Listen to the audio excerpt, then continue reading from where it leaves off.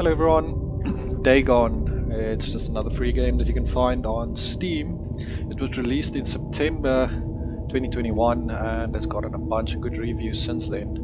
Over 7,000, so that's usually a mark for a decent game. So the graphics, there's not much to set. I just disabled the VSync and motion blur. It's usually a nuisance, but anyway.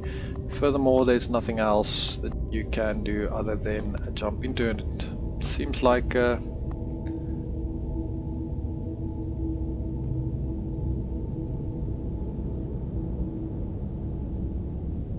writing this under an appreciable mental strain, since by tonight I shall be no more.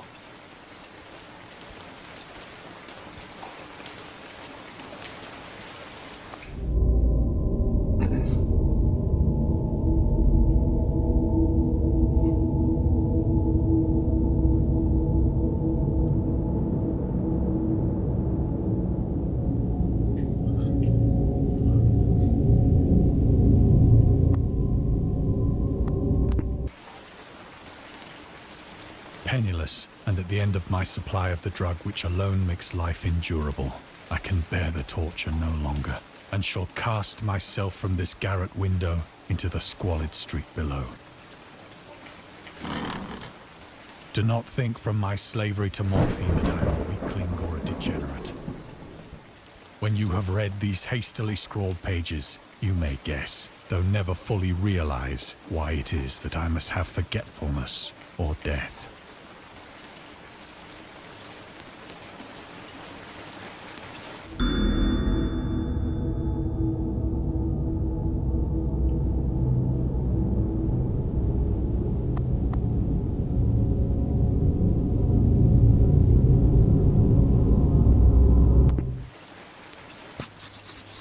Alright, so It was in one of the most open and least frequented parts of the broad Pacific that the packet of which I was supercargo fell a victim to the German sea raider.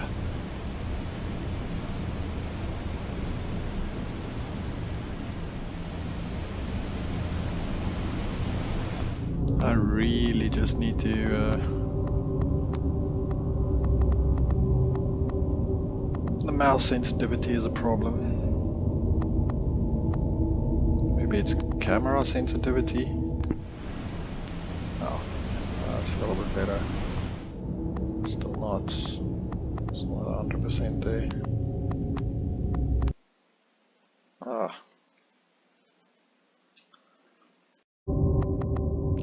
Right. That was just an accident. It was in one of the most open and least frequented parts of the broad Pacific that the packet of which I was supercargo. There's nothing else here except clicking on that.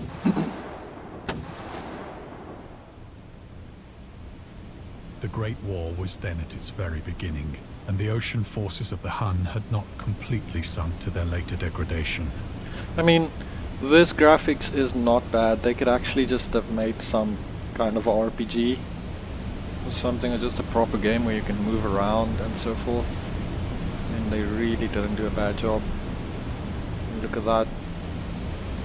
So that our vessel was made a legitimate prize, whilst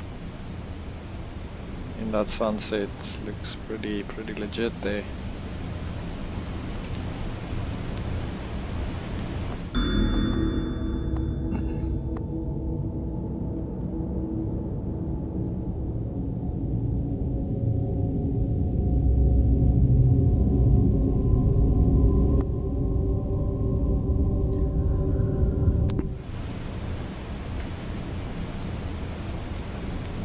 Right.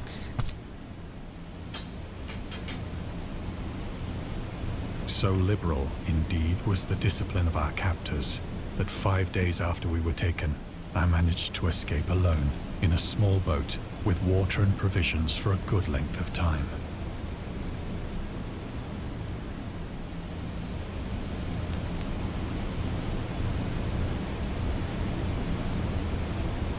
Right, so you just have to look around for anything else you can click on, or just follow the story.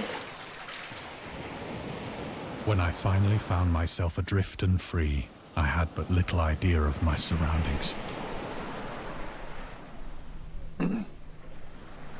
Never a competent navigator, I could only guess vaguely by the sun and stars that I was somewhat south of the equator. Of the longitude, I knew nothing, and no island or coastline was in.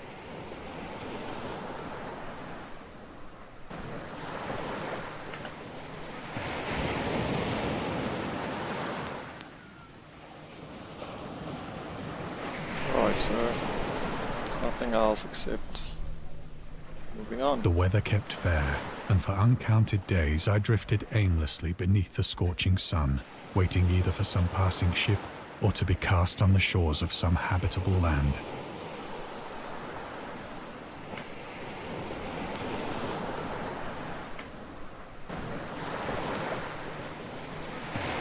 But neither ship nor land appeared, and I began to despair in my solitude upon the heaving vastness of unbroken blue.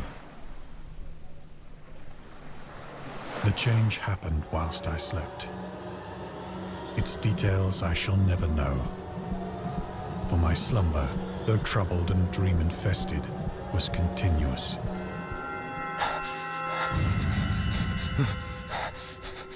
What? It's definitely some alien.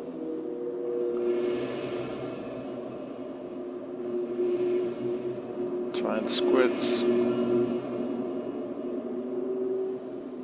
Is on some form of land. When at last I awoke, it was to discover myself half sucked into a slimy expanse of hellish black mire, which extended about me in monotonous undulations as far as I could see, and in which my boat lay grounded some distance away. Though one might well imagine that my first sensation would be of wonder at so prodigious and unexpected a transformation of scenery, I was in reality more horrified than astonished. For there was in the air and in the rotting soil a sinister quality which chilled me to the very core. The region was putrid with the carcasses of decaying fish and of other less describable things which I saw protruding from the nasty mud of the unending It's plain. octopus and squids. But it's quite crazy. Perhaps I should not hope to convey in mere words the unutterable hideousness that can dwell in absolute silence. There was nothing within hearing, and nothing in sight, save a vast reach of black slime. Yet the very completeness of the stillness and the homogeneity of the landscape oppressed me with a nauseating fear. The sun was blazing down from a sky which seemed to me almost black in its cloudless cruelty, as though reflecting the inky marsh beneath my feet.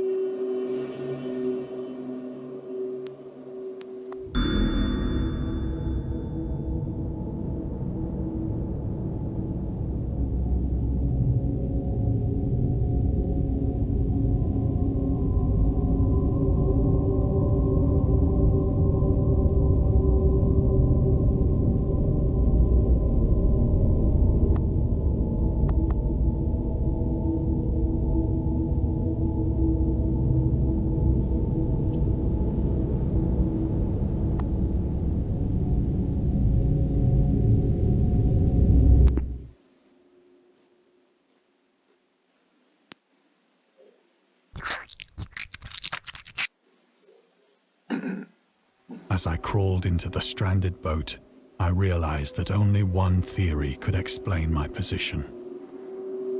Through some unprecedented volcanic upheaval, a portion of the ocean floor must have been thrown to the surface, exposing regions for which innumerable millions of years had lain hidden under unfathomable watery depths. So great was the extent of the new land which had risen beneath me that I could not detect the faintest noise of the surging ocean, straining my ears as I might. Nor were there any seafowl to prey upon the dead things.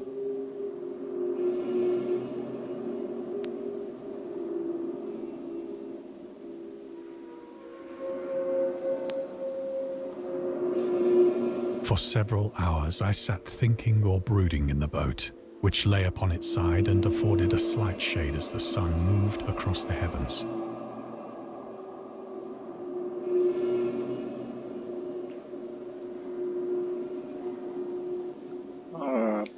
There's some giant octopus. That one's very As big. the day progressed, the ground lost some of its stickiness and seemed likely to dry sufficiently for traveling purposes in a short time. That night I slept but little, and the next day I made for myself a pack containing food and water.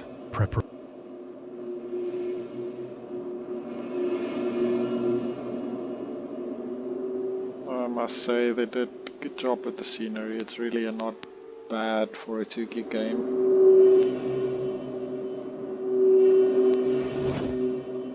On the third morning, I found the soil dry enough to walk upon with ease.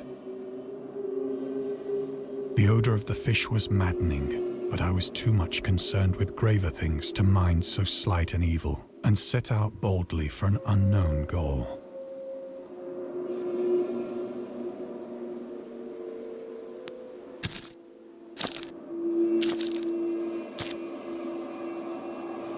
All day I forged steadily westward, guided by a faraway hummock which rose higher than any other elevation on the rolling desert.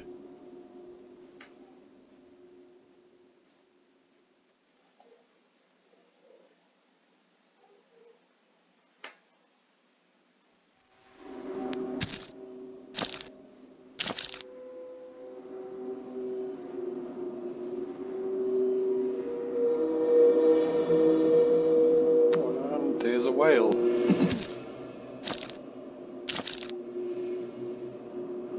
That night, I encamped, and on the following day still travelled toward the hummock, though that object seemed scarcely nearer than when I had first espied it.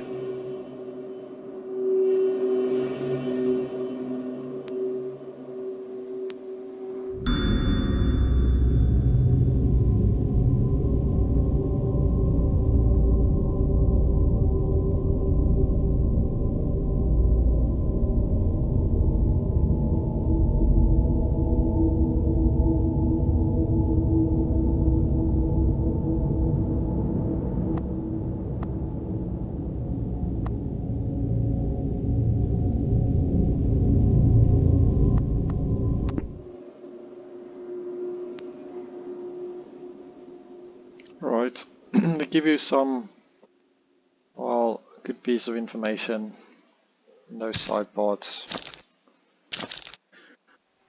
regarding the deepest dwelling fish and so forth. By the fourth evening, I attained the base of the mound, which turned out to be much higher than it had appeared from a distance. An intervening valley setting it out in sharper relief from the general surface. Too weary to ascend, I slept in the shadow of the hill. I know not why my dreams were so wild that night, but ere the waning and fantastically gibbous moon had risen far above the eastern plain, I was awake in a cold perspiration, determined to sleep no more. Such visions as I had experienced were too much for me to endure again. And in the glow of the moon I saw how unwise I had been to travel by day. Without the glare of the parching sun, my journey would have cost me less energy. Indeed, I now felt quite able to perform the ascent which had deterred me at sunset. Picking up my pack, I started for the crest of the eminence.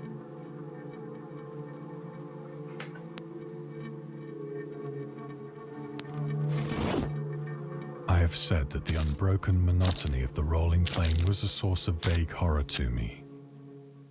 But I think my horror was greater when I gained the summit of the mound and looked down the other side into an immeasurable pit or canyon,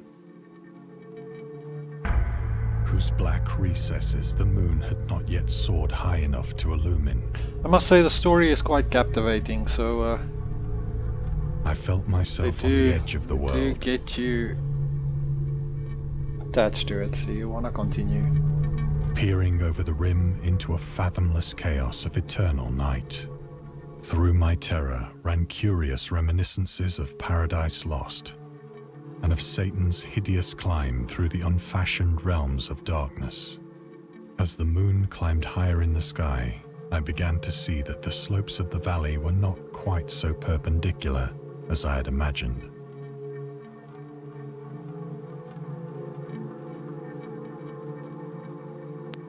Ledges and outcroppings of rock afforded fairly easy footholds for a descent, whilst after a drop of only a few hundred feet, the declivity became very gradual.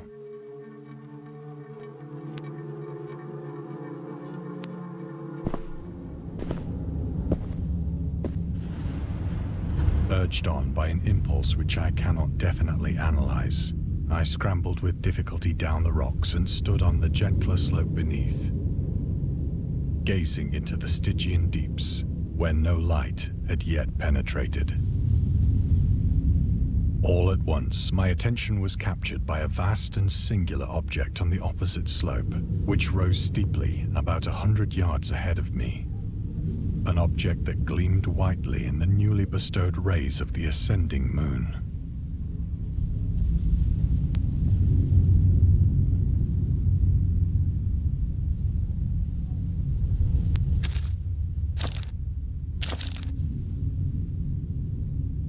That it was merely a gigantic piece of stone, I soon assured myself.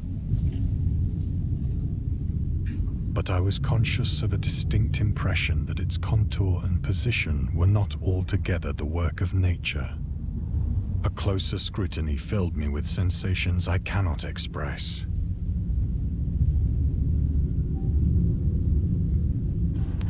For despite its enormous magnitude and its position in an abyss which had yawned at the bottom of the sea since the world was young, I perceived beyond a doubt that the strange object was a well-shaped monolith, whose massive bulk had known the workmanship and perhaps the worship of living and thinking creatures. Dazed and frightened, yet not without a certain thrill of the scientist's or archaeologist's delight, I examined my surroundings more closely.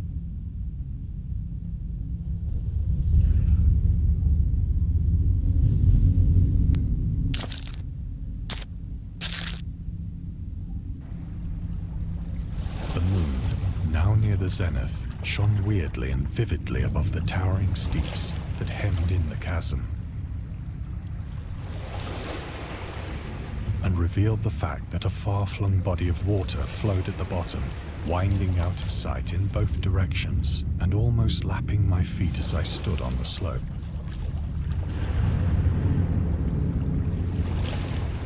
Across the chasm, the wavelets washed the base of the Cyclopean monolith, on whose surface I could now trace both inscriptions and crude sculptures.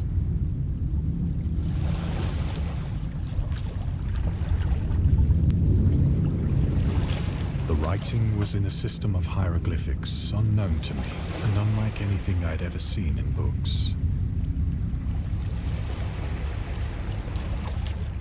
Consisting for the most part of conventionalized aquatic symbols such as fishes, eels, octopi, crustaceans, mollusks, whales, and the like. Several characters obviously represented marine things which are unknown to the modern world.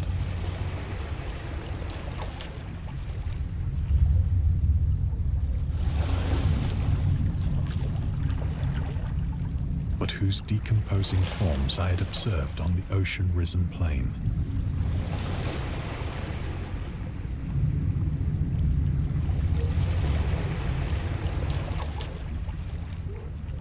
It was the pictorial carving, however, that did most to hold me spellbound.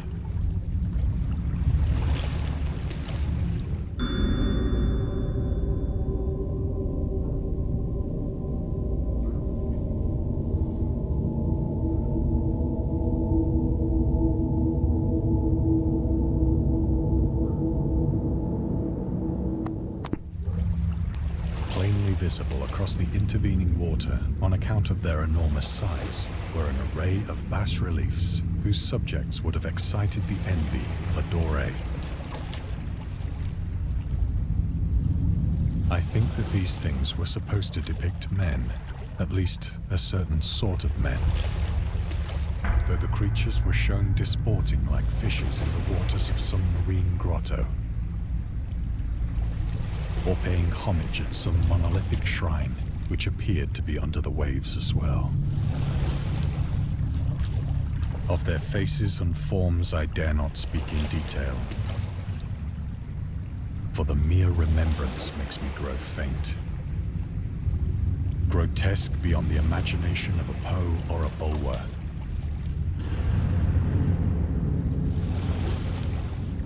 They were damnably human in general outline, despite webbed hands and feet, shockingly wide and flabby lips, glassy, bulging eyes, and other features less pleasant to recall. Curiously enough, they seem to have been chiseled badly out of proportion with their scenic background.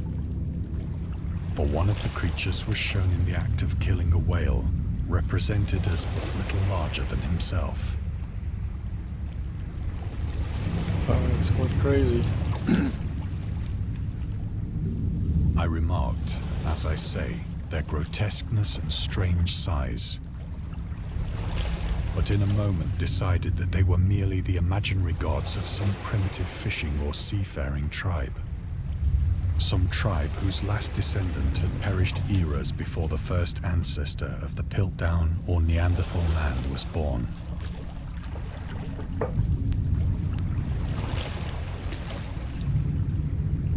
Awestruck at this unexpected glimpse into a past beyond the conception of the most daring anthropologist, I stood musing whilst the moon cast queer reflections on the silent channel before me. Then, suddenly, I saw it. With only a slight churning to mark its rise to the surface, the thing slid into view above the dark waters.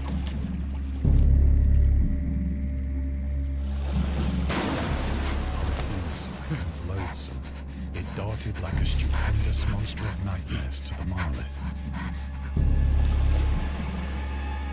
about which it flung its gigantic scaly arms, while it bowed its hideous head and gave vent to certain measured sounds.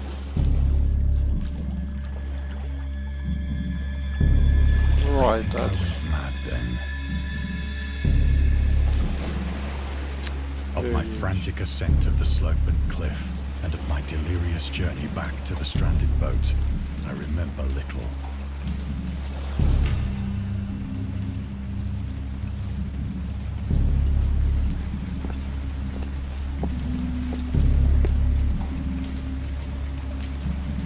I believe I sang a great deal, and laughed oddly when I was unable to sing.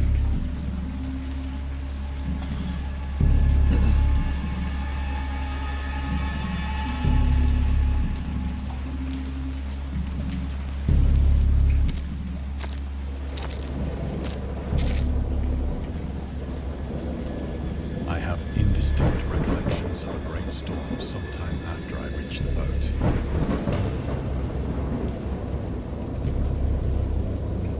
At any rate, I know that I heard pearls of thunder and other tones which nature utters only in her wildest moods.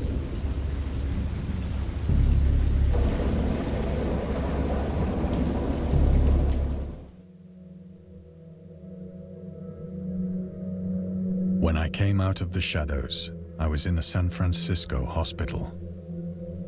Brought thither by the captain of the American ship which had picked up my boat in mid-ocean. In my delirium, I had said much, but found that my words had been given scant attention. Of any land upheaval in the Pacific, my rescuers knew nothing. Nor did I deem it necessary to insist upon a thing which I knew they could not believe.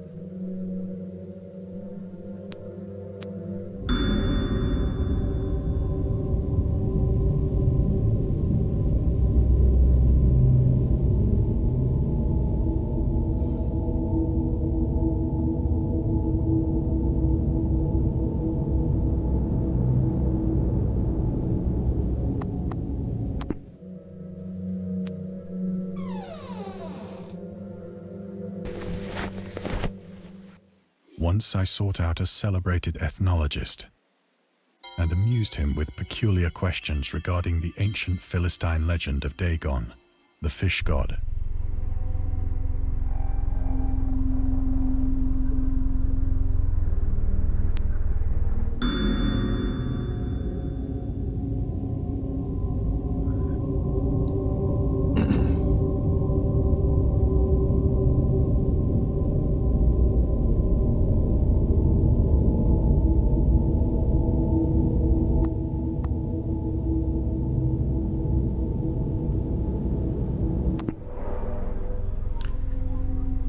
Alright guys, but I guess that's it. If you want to see the rest of the game, I guess you can download it and just go through it yourself.